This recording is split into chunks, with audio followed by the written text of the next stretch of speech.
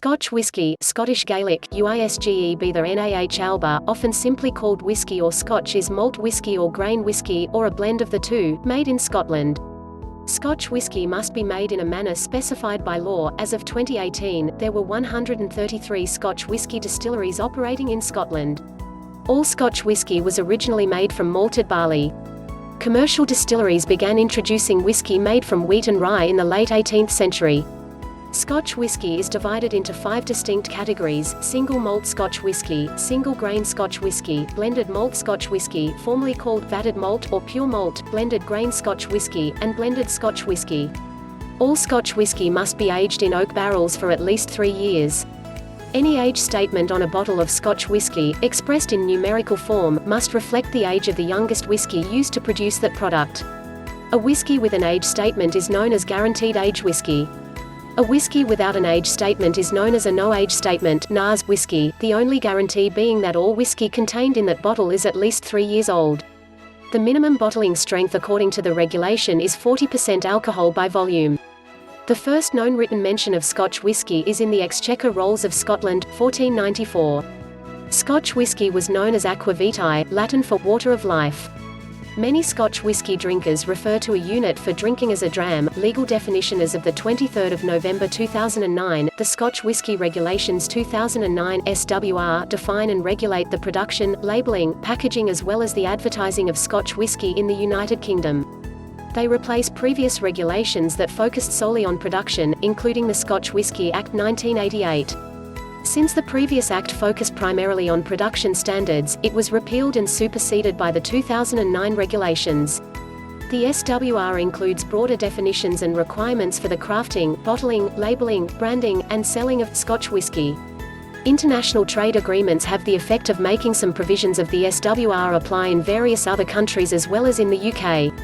The SWR define Scotch whisky as whisky that is produced at a distillery in Scotland from water and malted barley, to which only whole grains of other cereals may be added, all of which have been processed at that distillery into a mash converted at that distillery to a fermentable substrate only by endogenous enzyme systems, fermented at that distillery only by adding yeast, distilled at an alcoholic strength by volume of less than 94.8%, 190 US proof, wholly matured in an excise warehouse in Scotland in oak casks of a capacity not exceeding 700 litres, 185 US gal, 154 imp gal, for at least 3 years, retaining the colour, aroma, and taste of the raw materials used in, and the method of its production and maturation containing no added substances other than water and plain E150A caramel colouring, comprising a minimum alcoholic strength by volume of 40%, 80 US proof. History.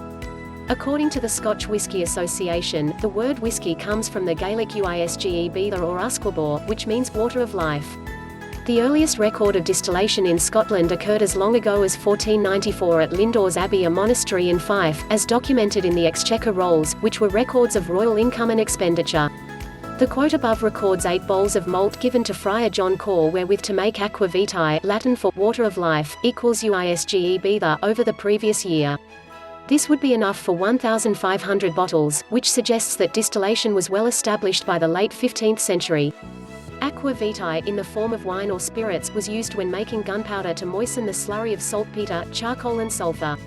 As a drink, Scotch whisky was a favourite of King James IV of Scotland, but after he was defeated in 1513, the monasteries were dissolved by King Henry VIII of England. Some monks with distillery experience moved to other locations where they continued producing the spirit. At the time, that endeavour was considered to be illegal under British rule. Nonetheless, the Crown imposed a tax on malt in the early 1700s in order to generate income. Whisky production was first taxed in 1644, causing a rise in illicit whisky distilling in the country. Between the 1760s and the 1830s, a substantial unlicensed trade originated from the Highlands, forming a significant part of the region's export economy. In 1782, more than 1,000 illegal stills were seized in the Highlands. These can only have been a fraction of those in operation. The lowland distillers, who had no opportunity to avoid taxation, complained that UN-taxed Highland whisky made up more than half the market. The heavy taxation during the Napoleonic Wars gave the illicit trade a big advantage, but their product was also considered better quality, commanding a higher price in the lowlands. This was due to the method of taxation. Malt was subject to tax, at a rate that climbed substantially between the 1790s and 1822. The licensed distillers therefore used more raw grain in an effort to reduce their tax bill. The Highland magistrates, themselves members of the landowning classes, had a lenient attitude to unlicensed distillers, all of whom would be tenants in the local area. They understood that the trade supported the rents paid. Imprisoned tenants would not be able to pay any rent. In 1823, Parliament eased restrictions on licensed distilleries with the Excise Act, while at the same time making it harder for the illegal stills to operate.